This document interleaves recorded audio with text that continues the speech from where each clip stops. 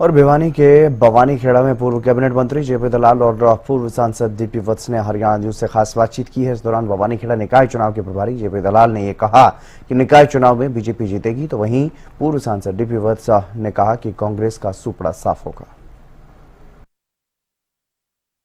भवानीखेड़ा के चुनाव प्रभारी जेपी दलाल साहब हमारे साथ, उनसे बात करें। सर, अभी लगातार दावा भी किया जा रहा है, ऐसी क्या नौबत आई कि पार्टी को विधानसभा और लोकसभा चुनाव की तरह जो है निकाय चुनाव में भी लोगों से वोट मांगने के लिए जाना पड़ा? भारतीय जनता पार्टी के कितना बड़ा नेता हो, हमेशा कार्यकर्ताओं के बीच में रहता है। और हमने देखा है दिल्ली के अंदर केंद्रीय मंत्री जो है एक एक बूथ स्तर के कार्यकर्ता पन्ना प्रमुखों के साथ भी काम करते रहे, और इसी वजह से यह है कि हर जगह जो है कार्यकर्ता लगे रहते हैं। और चाहे प्रधानमंत्री हो चाहे पन्ना प्रमुख हो, सभी कार्यकर्ता बराबर हैं।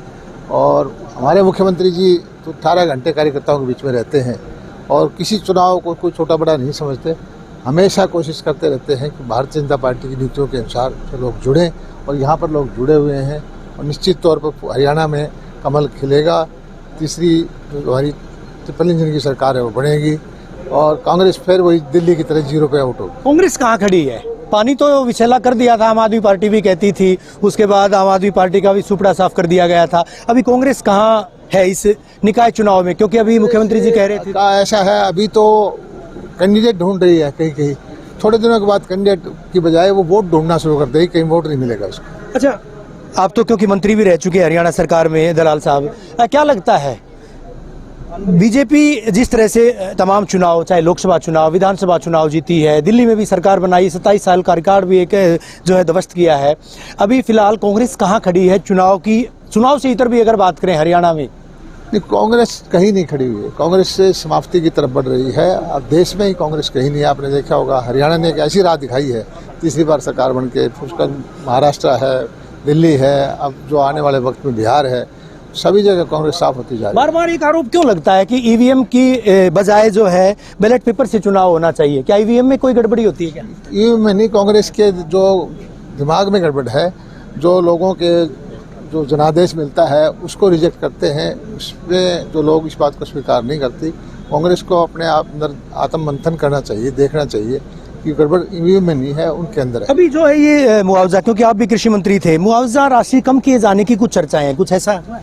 मेरे संज्ञान में आया है। मुआवजा वैसे फसल खराबे की अनुसार ही होता है, फिर भी मैंने मुख्यमंत्री जी से बात की है, मैं फिर भी करूंगा, और किसान हित में जो भी कदम उठाना होगा हम उठाएंगे। जनरल डीपी वत्स साहब भी हमारे साथ, शुक्रिया हमसे बात करने के लिए। जेपी दलाल साहब, जनरल साहब क्या कहेंगे? अभी जो है चुनाव में लगातार हुंकार भर रही है बीजेपी, आप भी मन से दहाड़ रहे थे कि कांग्रेस भी कहीं नहीं है, तमाम जो नेताओं के बारे में। तो मैं ये कहूँगा कि ईवीएम कांग्रेस नहीं लगाई थी।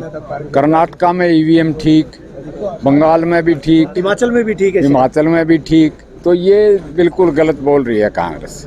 उसका सफाया हो गया है। भारतीय जनता पार्टी की कारकर्दगी की वजह से पब्लिक उसके साथ है। दुनिया की सबसे बड़ी पार्टी है, और मोदी जी सबको साथ लेके आगे बढ़ रहे हैं वसुधैव कुटुंबकम के लिए, और हम भी उसमें योगदान तीसरा इंजन लगेगा, लो वर्गा और लठ वर्गा। शुक्रिया हमसे बात करने के लिए जनरल डीपी वत्स। और उनसे पहले हमने बात की थी पूर्व वित्त मंत्री जेपी दलाल साहब से। इनका कहना है कि कांग्रेस कहीं भी ना किसी चुनाव में खड़ी है, बल्कि कांग्रेस का कोई वजूद नहीं बचा है।